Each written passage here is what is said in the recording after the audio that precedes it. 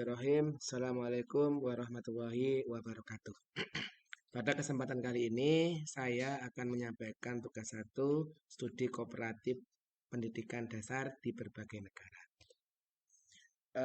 Isu yang pertama saya angkat yaitu isu sosial politik dan sosial budaya. Jurnal yang saya ambil yakni memperkuat integritas nasional dengan memanfaatkan generasi muda dan teknologi pada pembelajaran PKN.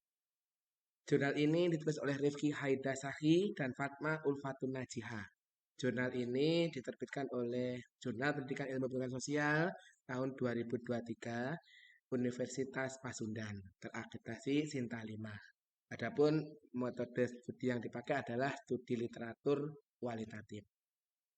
Tujuan utama dari penelitian jurnal ini, artikel ini adalah menggali peran generasi muda dalam memperkuat integrasi nasional, menganalisis pemanfaatan teknologi dalam pembelajaran PKN, tiga, menawarkan strategi pembelajaran berbasis teknologi yang menumbuhkan nasionalisme dan literasi digital. Poin-poin utama yang terdapat dalam jurnal ini yang terkait dengan tema adalah: satu, integrasi nasional masih menjadi isu sosial politik penting di era digital. Dua, generasi muda merupakan agen utama penguatan nilai kebangsaan. Tiga, teknologi digital berfungsi ganda, yakni memperluas wawasan dan komunikasi antar kelompok. Dua, namun juga bisa menimbulkan polarisasi dan integrasi jika tanpa literasi. Yang kedua yakni pembelajaran PKN perlu bertransformasi menjadi edukatif, digital, dan kontekstual. Temuan dari penelitian ini: satu, integrasi nasional dapat diperkuat lewat literasi digital berkarakter kebangsaan. Dua, guru perlu mengaitkan materi PKN dengan isu sosial budaya yang aktual. Ketiga, sekolah harus menjadi laboratorium keragaman dan juga toleransi. Empat, literasi digital dan nilai persatuan harus diajarkan bersama. Adapun relevansi dengan konteks Min 2 Batam tempat saya mengajar, yang pertama, Batam memiliki masyarakat yang multikultural. Ada Melayu, Jawa, Batak, Minang, Bugis, dan bahkan ada yang dari Tionghoa. Kedua, siswa hidup di tengah arus digital global, artinya konten luar negeri mudah diakses. Ketiga, tantangan menanamkan nilai kebangsaan di tengah heterogenitas budaya dan pengaruh media sosial. Adapun peluangnya yakni menjadikan kelas sebagai ruang integrasi sosial dan budaya. Implementasi sekolah misalnya, strategi penguatan integrasi nasional di Min 2 Batam. Kedua, PKN kontekstual dengan tema beragaman budaya di Batam. Proyek literasi digital, misalnya analisis konten media sosial bertema persatuan. Ada kegiatan kolaboratif, yakni Hari Budaya Nusantara, pembelajaran berbasis teknologi, misalnya kita menggunakan video, kuis interaktif, Padlet, Metikon, atau refleksi nilai kebangsaan yang lain. Terakhir, yakni refleksi dan evaluasi survei siswa tentang pemahaman keberagaman dan persatuan. Manfaat dan tantangan. Manfaatnya: satu, menumbuhkan rasa kebangsaan dengan toleransi. Dua, meningkatkan literasi digital dan beretika. Tiga, mewujudkan lingkungan sekolah inklusif dan kolaboratif.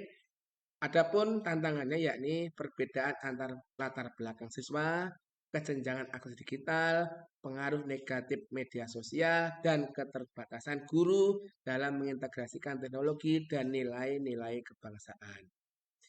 Jurnal yang kedua yakni bertema pendidikan berwawasan multikultural dengan judul Peran Pendidikan Agama Islam Berwawasan Multikultural dalam Meningkatkan Indeks Religiusitas di SMK Muhammadiyah 1 Taman. Ini latar belakangnya. Identitas artikel yang saya pilih: pertama, penulisnya Jasmine Aziz dan Rahmat Salahuddin Triputra. Ditulis dalam Jurnal Pendidikan Dasar, Ilmu Ilmiah Pendidikan Dasar tahun 2025. Terakreditasi Sinta 4. Metode yang dipakai kualitatif, deskriptif, wawancara, observasi, dan dokumentasi. Konsep dan tujuan dari penelitian tersebut, pertama, konsep pendidikan agama Islam berwawasan multikultural. Artinya mengintegrasikan nilai toleransi, penghormatan terhadap keberagaman, dan kehidupan bersama dalam rangka keagamaan. Tujuan dari penelitian tersebut mengeksplorasi bagaimana pendidikan agama multikultural dapat meningkatkan indeks religiusitas siswa, misalnya melihat praktik di sekolah di SMK Muhammadiyah 1 Taman. Adapun temuan yang didapatkan, pertama, religiusitas siswa di sekolah tersebut tinggi.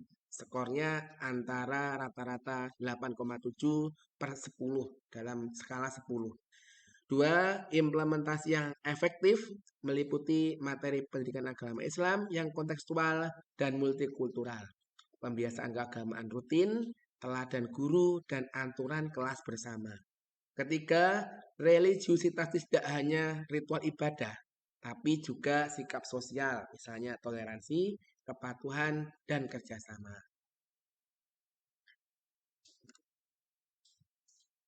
Hambatan dan tantangan. Satu, pengaruh kuat dari media sosial. Dua, perbedaan latar belakang.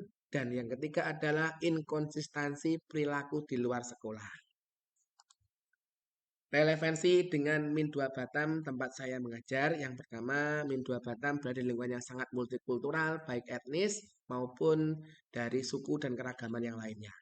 Penting untuk menerapkan pendidikan yang menghargai keberagaman dan menumbuhkan nilai toleransi dan kerjasama antar siswa. Pendidikan agama atau nilai dapat dikembangkan menjadi multikultural, bukan hanya ajar ritual, tetapi juga penghargaan terhadap teman berbeda latar belakang, kolaborasi antar kelas, dan diskusi nilai. Strategi implementasi. Satu, modul pembelajaran. Kita masukkan dalam tema berupa keberagaman lokal, toleransi, dan religiusitas. Dua, kegiatan rutin. Yang ketiga adalah pelatihan guru, bagaimana menjadi guru yang inklusif dan adaptif. Jurnal yang ketiga yang saya ambil terkait dengan pemanfaat teknologi ilmu komunikasi dan informasi dalam pembelajaran di pendidikan dasar. Judul yang saya ambil yakni keterlibatan teknologi komunikasi dan informasi dalam meningkatkan kualitas pembelajaran di jenjang sekolah dasar. Jurnal ini ditulis oleh Siti Dinda Tiarani dan kawan-kawan. Diterbitkan oleh Jurnal Ilmu Pendidikan Dasar Universitas Pasundan, terakreditasi Sinta 4 dan diterbitkan tahun 2024. Latar belakang dan tujuan. Yang pertama, era digital menuntut perubahan pola pembelajaran. Yang kedua adalah guru dituntut menerapkan teknologi dalam pembelajaran. Ketiga, yang tujuan penelitian yakni menganalisis keterlibatan TIK dalam meningkatkan kualitas pembelajaran, menggambarkan dampak TIK dalam proses dan hasil belajar siswa. Metode yang dipakai dalam penelitian ini adalah studi literatur, deskriptif, kualitatif, sumber data dari artikel-artikel ilmiah, yang analisis yang dipakai adalah komparatif dan sintesis terhadap temuan-temuan penelitian sebelumnya.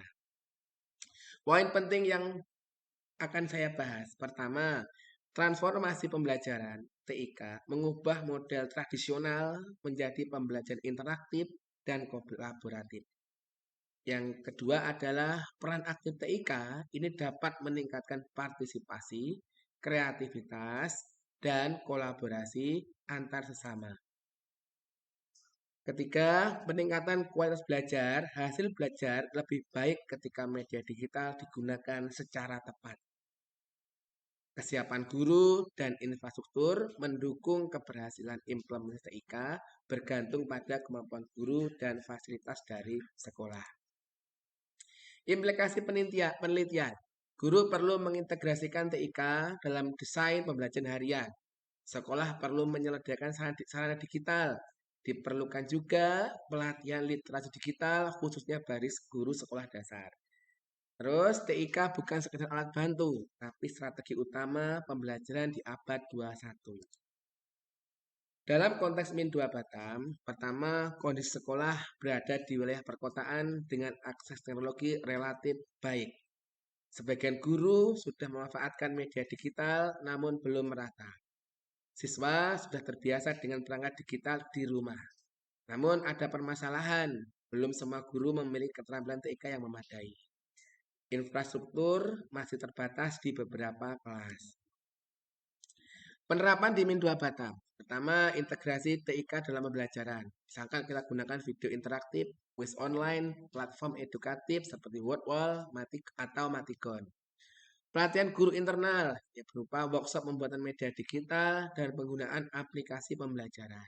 Ketiga adalah optimalisasi sarana prasarana, pemanfaatan ruang komputer atau proyektor sesuai bergantian, evaluasi bersama penggunaan TIK, misalkan survei sederhana kepada siswa dan guru.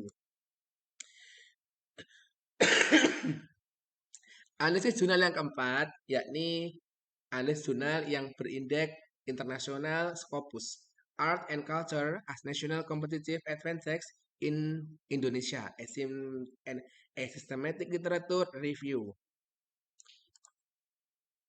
Identitas jurnal ini berjudul Art and Culture as a National Competitive Advantage in Indonesia.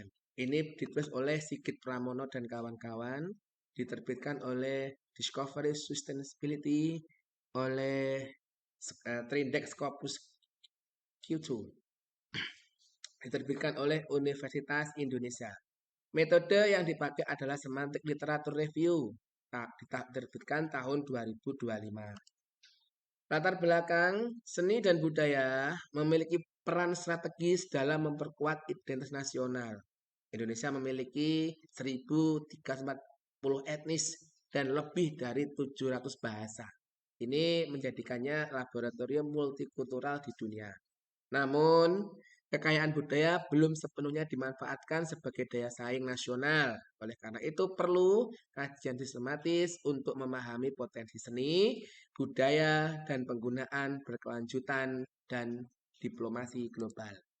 Tujuan dari penelitian ini yakni mengkaji peran seni budaya sebagai keunggulan kompetitif.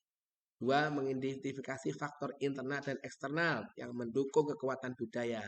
Ketiga, merumuskan strategi untuk mengoptimalkan potensi budaya dalam pembangunan nasional dan diplomasi internasional. Metode yang dipakai dalam penelitian ini adalah satu jenisnya semantic literature review, pendekatan prisma, tahapan ada planning, conducting, reporting, dan analyzing. Kerangka teori yang digunakan, Porter Diamond model 1990. Ini faktor-faktor pembentuk daya saing nasional, kondisi faktor permintaan, industri pendukung, strategi, serta kebijakan pemerintah. Yang kedua adalah soft power theory tahun 2024 tentang seni dan budaya sebagai alat diplomasi, membangun pengaruh tanpa paksaan. Hasil temuan utama, jenis studi 14 publikasi internasional, mayoritas nomor deklaratif, ini mengatakan tren meningkat pada 5 tahun terakhir. Faktor penentu keunggulan budaya adalah kondisi faktor, baik SDM, infrastruktur, model budaya, dan teknologi. Kondisi permintaan, pasar seni, wisata budaya meningkat, industri pendukung, ekonomi kreatif, digital, dan budaya. 4. Strategi persaingan, kolaborasi sekolah, branding, dan nasional. 5 adalah peran pemerintah. Analisis SWOT-nya, pertama, kekuatan, warisan budaya beragam, pertumbuhan ekonomi. Kelemahannya, kurangnya infrastruktur, lemahnya perlindungan. Nah, tantangan pariwisata global, digitalisasi dan ini lanjut.